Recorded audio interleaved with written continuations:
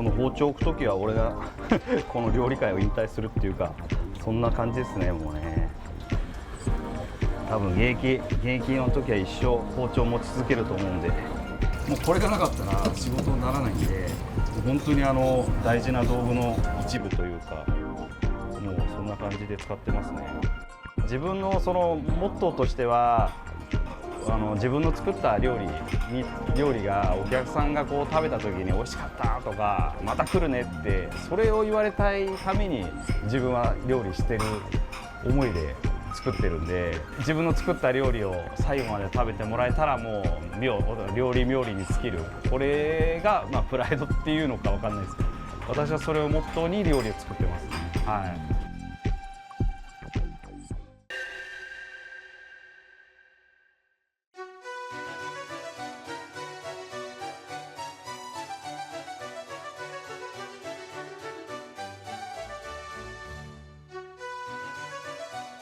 宮崎ですね。宮崎県産で、はい、宮崎、鹿児島、そうですね。あとは静岡、この辺が三大ブランドっていう形になります。はい。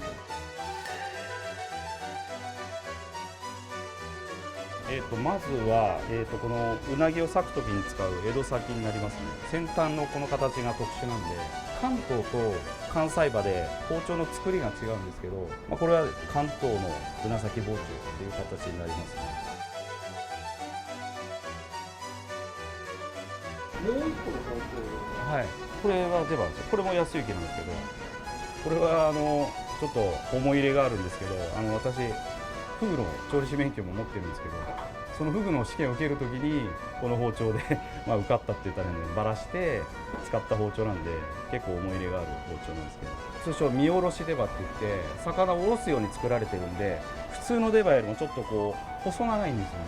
魚をおろす向きに使われている出刃なんで、使いやすいんですよね、魚をおろすときに。もうこれがなかったら仕事にならないんで、もう本当に大事な道具の一部というか、もうそんな感じで使ってますね。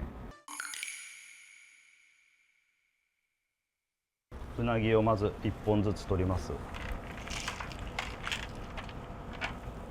で、首を締めます。頭を刺して、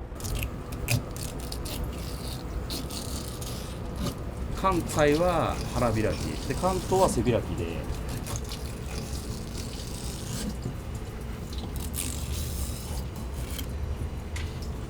ここにもう一段刃がついて、二段刃になってるんですよ。この先に糸刃って言われてる刃が1個ついてるんですよね。ここに角度がもう一段あるんですよ。ここにうなぎを裂きやすくするためにここについてるんですよ。もともと自分の親方の、お抱えの包丁屋さん、安行っていうんですけど、そこで親方の紹介で初めて買った包丁というか、自分の一番手にフィットするっていう感じで使いやすかったんで、今はこのメーカーですね。この細かいのどの辺がフィットしたんですか？重さとか、あとグリップ、この辺のやっぱり微妙な感覚なんですけど、野球でいうバットでいう本当にグリップ、長さ、重さ、それに匹敵するような感じですね。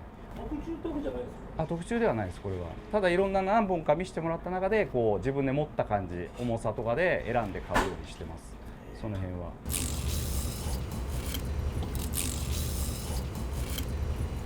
血もしっかり洗い流してあげないと、焼き上がりにちょっと黒ずんじゃうんで、はい、ここはしっかり取ってあげて、ヒレを今度描くんですけど、はい、こう使うんですけど、ここで、はい、そうですね、ここでこう入れたら、ここで、はい、ここでこれを押さえて、尻尾を持って、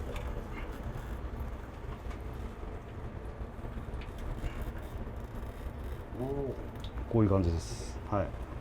で、これを半分に切ります。で、これで串を打って初めてうな重の串になるんで、はい、こうですね。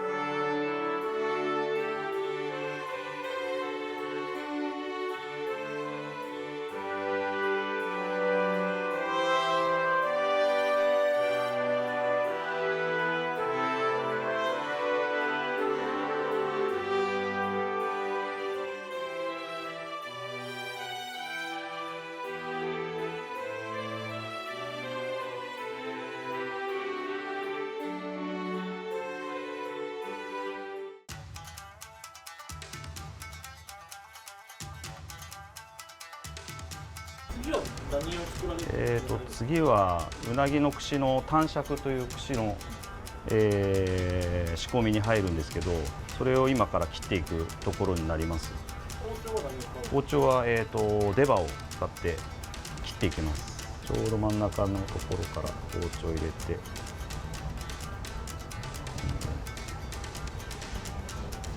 もうすごく出刃だったら力入れてないですよこれ。もうこれでスパッと8分で切れます。皮までいってる。もう皮までいってます。全然いっちゃいます。でこれを一口大の大きさに切っていきます。ぐらいに切ります。1つ、2つ、でこっちのでこの辺は小さいんで少し長めに取ってあげて、等間隔にするとやっぱりこっちの方が身が薄かったりちっちゃいんでちょっと長めに取って、こんな感じですけど、一応重さ的にはだいたい同じぐらいになるんで、そういう感じで、それでこれでこうやって串を打っていくんですよね。短尺。はい。結構美味しいです。切れ味大事なんですか？大事です。うなぎの身って僕はわからないんですけど、はい。生のうなぎの身って結構硬い柔らかいとかいろいろあるんですか？ありますね。新子と言われるうなぎがあるんですけど、まだ飼育して間もないやつはものすごく身が柔らかいんで、すごく扱いやすいですよね、やっぱり。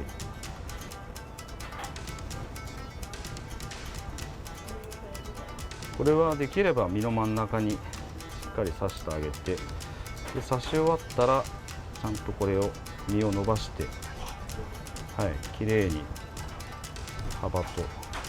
で焼いた時にここに隙間ができちゃうんですよ、こうやって締まってくると。だからここもしっかり隙間なくしっかり押さえて、で最後にこうやって伸ばしてあげて。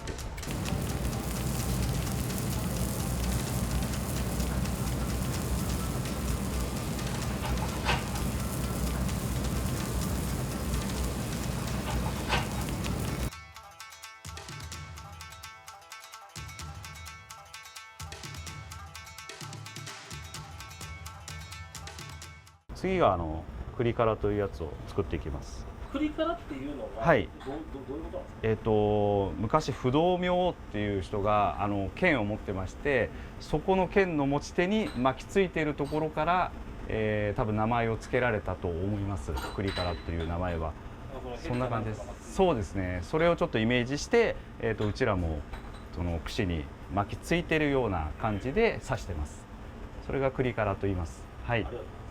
実際は巻いているというよりもこう縫って刺してはいるんですけど、巻きつけているようなイメージで刺してます。はい。また先ほどと一緒に半分にします。今度は縦にまたもう一本入れます。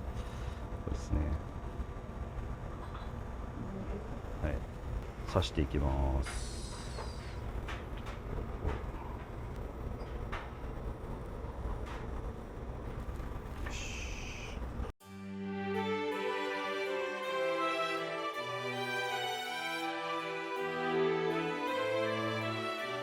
やっぱ串に刺さっててこうやって食べるのってすごくやっぱ美味しさがまたこのご飯で食べるのと違うんですよね。かば焼きの単品ももちろんあるんですけど、やっぱり串に刺さってこれで食べたらお酒飲む方にとっては多分やめらんないというか、佐藤さんはそっちの方が好きなんですか？私はこっち好きですね。はい。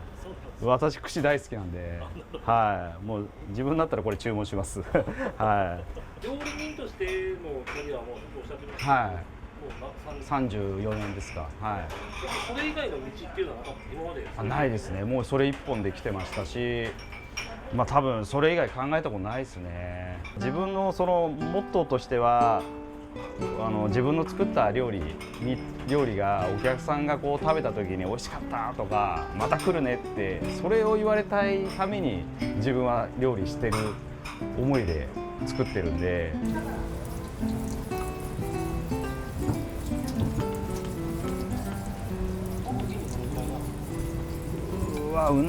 このうな先はほぼ毎日です。うなぎがある日は終わったら、はい、歯が止まっちゃうんで。そうですね。重さっていうかで言うと10キロなんで40本50本ぐらいですかね。50本ぐらいやったらもう一回歯が止まっちゃうんで、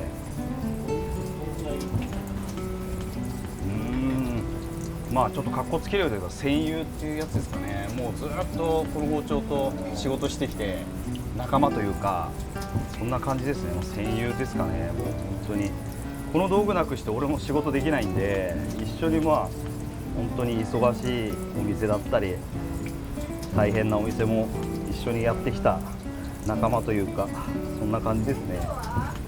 この包丁置く時は俺がこの料理界を引退するっていうかそんな感じですね。もうねそのぐらいの覚悟ですね、料理の対しては。